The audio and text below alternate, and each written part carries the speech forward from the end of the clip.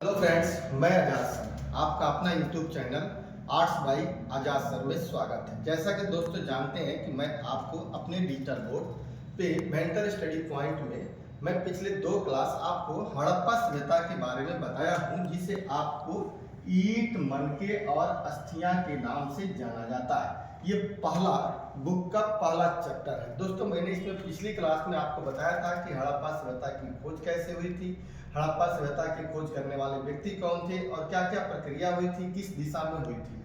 उसी को बढ़ते हुए आज के अगले क्लास में हम बात करेंगे 2 मुद्दों पर कि हड़प्पा सभ्यता का नामकरण क्या था, यानी कैसे हड़प्पा सभ्यता का नाम हड़प्पा पड़ा, और फिर हम लोग दूसरे चरण में बात करेंगे कि हड़प्पा सभ्यता का काल निर्धारण कैसे पड़ा, कैसे हमने हड़प्पा सभ्यता को जो है कहा कि यह सभ्यता जो है 2500 ईसा पूर्व से लेकर के 1900 ईसा पूर्व के बीच में थी। तो दोस्तों, सबसे पहले आज मैं आप लोगों को बताने जा रहा हूँ हड़प्पा सभ्यता का नामकरण। ठीक है, तो सबसे पहले हम बात करते हैं हड़प्पा सभ्यता का नामकरण। हड़प्पा सभ्यता का नामकरण यानी कहने का मतलब हुआ कि इसका नाम कैसे पड़ा। क्योंकि दोस्तों, आपको मैं सबसे पहले एक चीज बता दूं कि इस हड़प्पा सभ्यता को हम लोग मूल रूप से 4 नामों से जानते हैं। कितने नामों जानते हैं? 4 नामों से जानते हैं। इसका नामकरण कैसे पड़ा ये बताते हैं। सबसे पहले हम इसे हड़प्पा सभ्यता को हड़प्पा सभ्यता के नाम से भी जानते हैं। दोस्तों, सबसे पहले हम इसे किस नाम से जानते हैं? तो इसे हम हड़प्पा सभ्यता के नाम से भी जानते हैं। तो सवाल बनेगा कि सर, इस चैप्टर का नाम तो ईंट, मनके और अस्थियां है, तो फिर इसे हम हड़प्पा सभ्यता के नाम से क्यों जानते हैं? तो दोस्तों, सबसे पहले आपको बता दूं कि हड़प्पा सभ्यता में सबसे पहले हड़प्पा नामक स्थल की ही खुदाई हुई थी। किसकी हुई थी? सबसे पहले हड़प्पा नामक स्थल की खुदाई हुई थी, जिसके कारण सबसे पहले इस सभ्यता का नाम उस स्थल के नाम पर ही हड़प्पा सभ्यता रख दिया गया। जैसे दोस्तों, आप एक छोटा सा एग्जाम्पल समझ लीजिए। हमारे घर में हम 2 या 3 भाई बहन होते हैं, लेकिन अक्सर देखिएगा कोई व्यक्ति बाहर से हमारे घर में आता है तो सबसे पहले उसी व्यक्ति का नाम लेता है जो घर में या तो सबसे बड़ा होता है या घर में सबसे छोटा होता है। उसी प्रकार हड़प्पा में यानी इस सभ्यता में सबसे पहले हड़प्पा नामक स्थल की खुदाई हुई थी, इसीलिए इस स्थल के नाम पर ही इसे सबसे पहले हड़प्पा सभ्यता के नाम से जाना गया, जिसकी खोज दयाराम साहनी के द्वारा 1921 ईस्वी में किया गया था। पहली बात हो गई। हड़प्पा नामक जगह जो था कहाँ था? वो पंजाब में रावी नदी के तट पर स्थित था। पहली बात क्लियर हो गई। अच्छा दोस्तों, दूसरा नाम इसका होता है, इसी सभ्यता को हम लोग दूसरे चरणों में एक और नाम से भी जानते हैं, जिसे हम सिंधु घाटी की सभ्यता कहते हैं। क्या बोलते हैं? इसे हम सिंधु घाटी की सभ्यता के नाम से जानते हैं। सिंधु घाटी की सभ्यता के नाम से हम जानते हैं।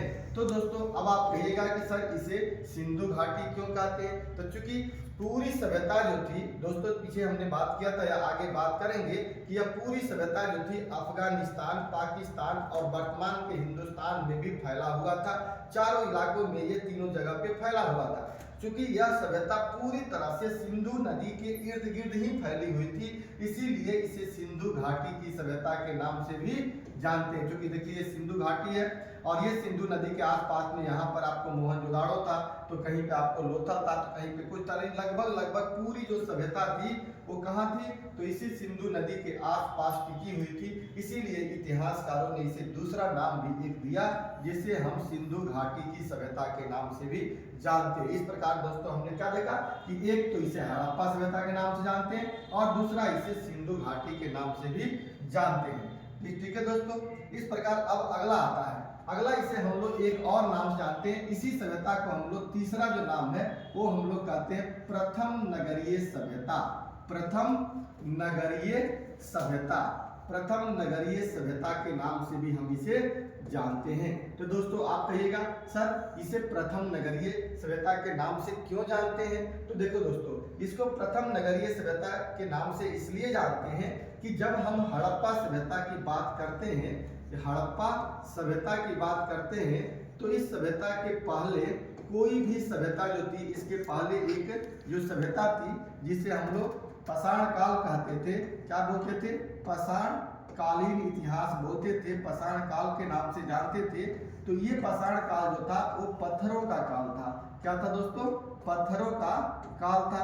यहाँ पे पत्थरों का काल था और यहाँ पर किसी भी प्रकार का नगरीकरण नहीं था, नगरीकरण नहीं था। जो भी लोग थोड़े बहुत थे वो क्या थे, ग्रामीण पृष्ठभूमि के लोग थे। किस पृष्ठभूमि के, ग्रामीण पृष्ठभूमि के। अर्थात इस सभ्यता के पहले कोई नगर नहीं था। लेकिन जब हड़प्पा सभ्यता का पतन हुआ उसके बाद भी कोई नगर नहीं था।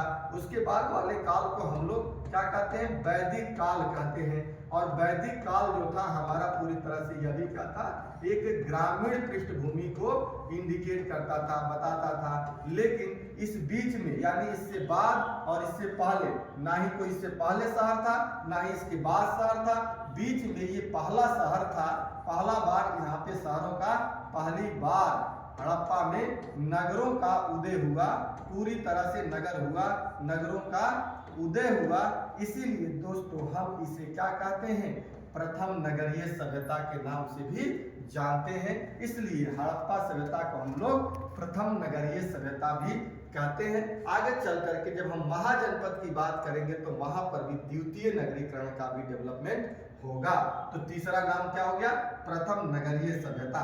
अगला दोस्तों आता है, इसको चौथा नाम इसका क्या कहते हैं, चौथा इसे हम लोग कांस्य युगीन सभ्यता के नाम से भी जानते हैं। कांस्य युगीन सभ्यता, कांस्य युगीन सभ्यता। कहिएगा सर ये क्या नाम है, तो हड़प्पा सभ्यता को हम लोग कांस्य युगीन सभ्यता के नाम से भी जानते हैं। कैसे, तो देखिए उस समय जो था हड़प्पा सभ्यता में लोहा का प्रमाण नहीं था। ये बाबू आपको याद रखना है, पूरी हड़प्पा में कहीं पर भी कि लोहा नहीं था।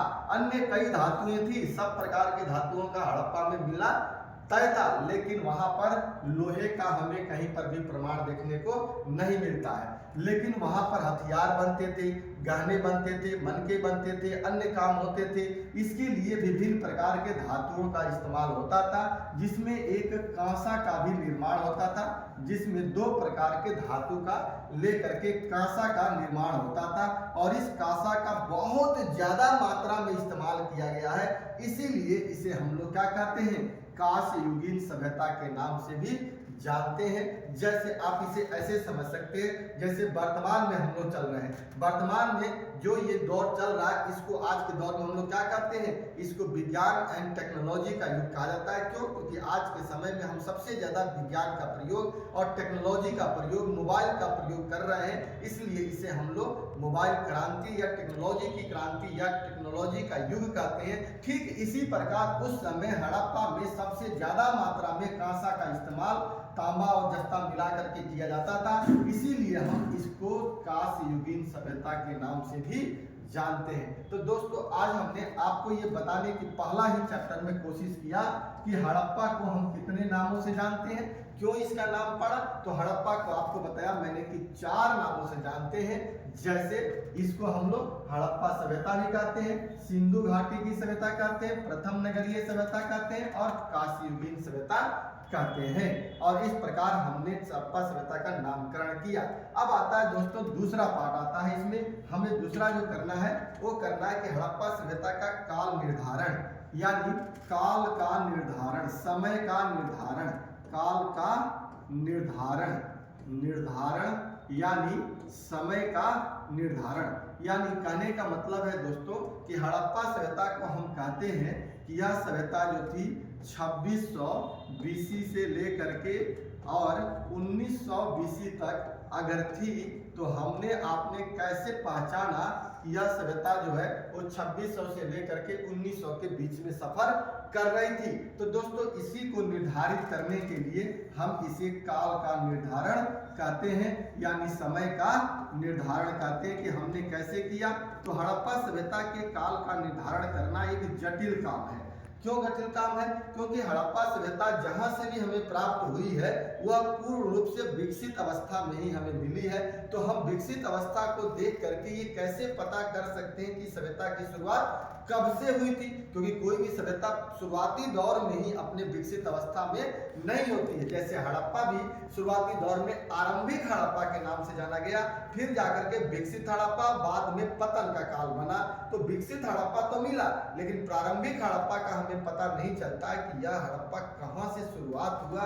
इसके लिए हम एक तकनीक का प्रयोग करते हैं जिसको हम लोग सी कार्बन 14 पद्धति कहते हैं। सी कार्बन 14 विश्लेषण पद्धति के नाम से जानते हैं। विश्लेषण पद्धति के नाम से जानते हैं। इससे हम क्या करते हैं दोस्तों, तो यह है क्या, तो ये एक तकनीक है जिसके माध्यम से हम किसी भी लकड़ी, जो लकड़ी होती है ना, उस लकड़ी की हम आयु प्राप्त कर लेते हैं। और जब उस लकड़ी की आयु प्राप्त हो जाती है और वह लकड़ी उस सभ्यता की मानी जाती है, तो हम लगभग इस निष्कर्ष पर पहुंच जाते हैं कि अगर किसी लकड़ी की आयु अगर मान लीजिए कि 2500 साल पुरानी है, तो यह सभ्यता भी लगभग 2500 साल पुरानी होगी। और इसी आधार पर हमने पूर्ण रूप से तो हम नहीं कह सकते हैं कि हड़प्पा सभ्यता का कालक्रम इतना ही है, क्योंकि अलग अलग इतिहासकारों ने इसके बारे में अलग अलग अपनी बातें कही है। किसी ने कुछ कहा है तो किसी ने कुछ कहा है, लेकिन अगर हम एनसीईआरटी की बात करें तो इसमें ये बात कही गई है